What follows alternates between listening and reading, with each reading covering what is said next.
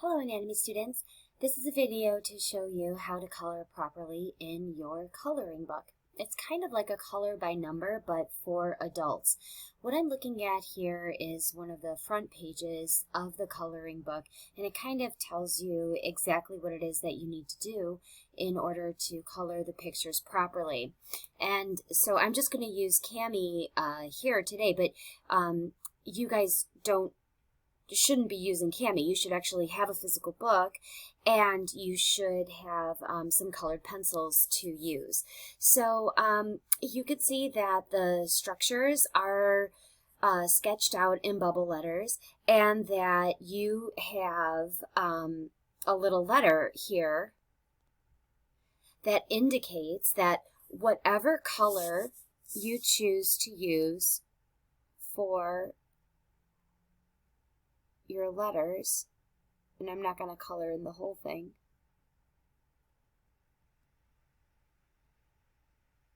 but whatever color you choose for your letters, that's the color that you should use to color the structure labeled B over in your picture. We are looking here at a mid-sagittal section of the head, and structure B is here. And that is actually the tongue. So I'm going to go ahead and continue to color letter B red. And of course, in your book, you should color this a little bit better than what I did here, but like what I was able to do, which I probably should have done in the first place, was increase the size of my picture so that I could color this better. But as you can see, to do this well, it takes a little bit of time. So it goes without saying that coloring should not be left for the last minute. There we go. It's not perfect, but it'll do for now. The next thing to notice is here, where I have new name D, and then new name D1, and new name D2. Well, the D1 and the D2 should be colored in as the very same color as the letter D. So if I wanted to color new name that has the letter D by it in green, then everything in the picture, D1, which looks like it's the sublingual salivary gland, D2, another salivary gland, and then there's a little duct that brings the saliva into the mouth. There we go, and here's letter D. This is the parietal salivary gland. So you're just going to color these in all the same color, whatever it is that you choose. Now, some of these have different symbols. So here we have a new structure, and then we have E, and then we have this little star, this little cross, I suppose you could call it. And it says, do not color in the name or any structure with this label. So anything that's labeled with the cross, we are not going to color in at all. And so right up here, this is the nasal cavity, and the authors don't want us to color that portion at all. So don't, just leave it blank.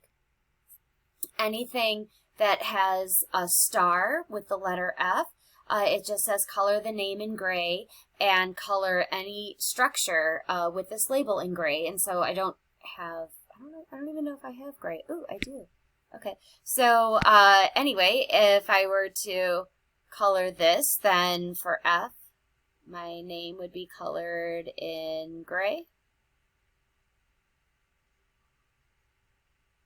And then here on the picture, it looks like it's asking me to color the oral cavity in gray.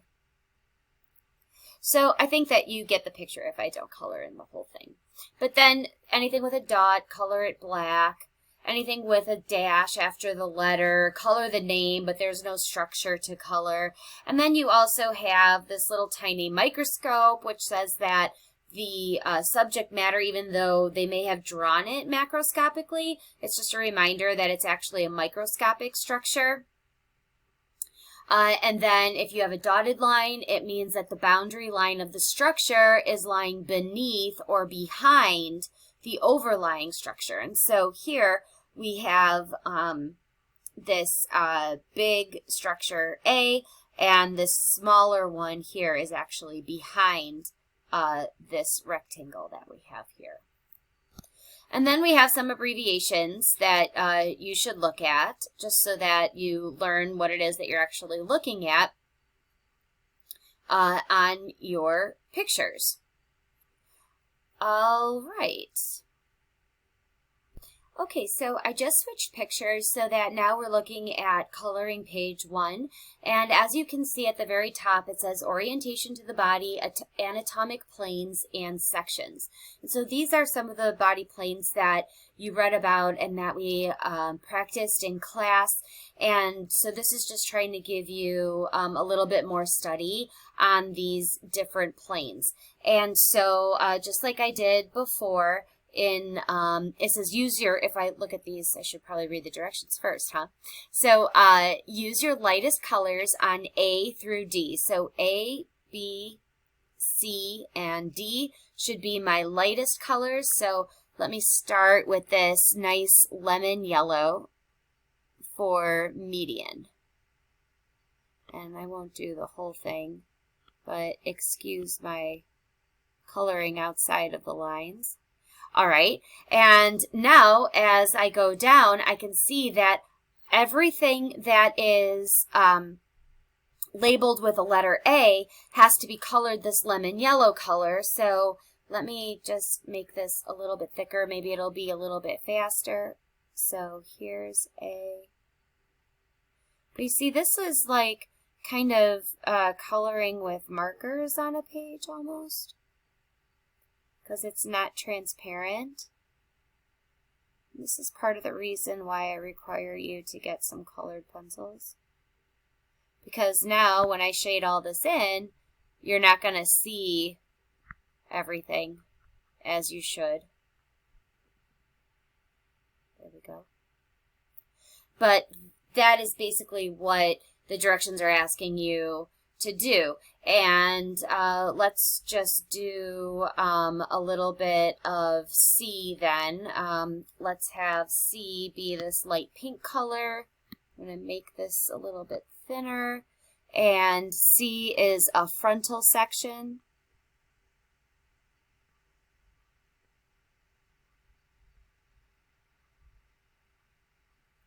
And so for letter C in my picture, I would color this rectangle as C, like so. I think you guys get the idea, but I wanted to show you this because there are students every year who get a little bit confused by this page. So I just thought that I would make this video. It would be easier for you guys. But then you also have a C up here. And you have a C over here. Oh, that's terrible. Okay, there we go. And take a look. This is a frontal section. So here, this faceless man. Letter C. There we go. Oh, and I forgot letter A over on this side. Yeah, so you've got to look for some of those little nuggets that you have to color. So anyway, that's basically how you're going to be coloring these pages. But remember that there's another aspect to the coloring book, and that is writing some questions or writing down some ideas that you may have about the concept that's being studied on the coloring page. So I didn't copy them here, but if I was looking at this as an open book, on the left-hand side, I would have some text there that the authors wrote that reference this exact picture. And there's a lot of white space on that page. So that's where I want you to write 3 annotations that pertain to this coloring page. And it can't be something like, name the pink section. You know, you can look at the coloring page and do that. I want you to think about it. I want you to expand your knowledge a little bit and just kind of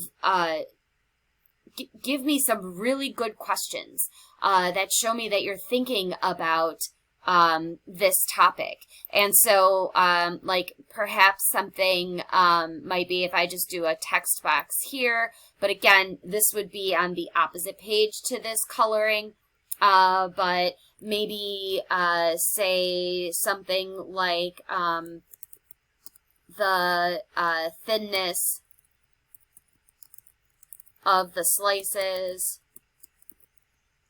can help clinicians find tiny tumors. And so, I mean, I know that this isn't a question, but it's definitely a statement, and it shows me that you're thinking about this topic. So, you know, that's something, you know, if you wrote 3 kind of like that, then you're on your way to getting full credit for your coloring page. All right, then. I am done. Thank you so much for watching, and happy coloring, anatomy students. Bye!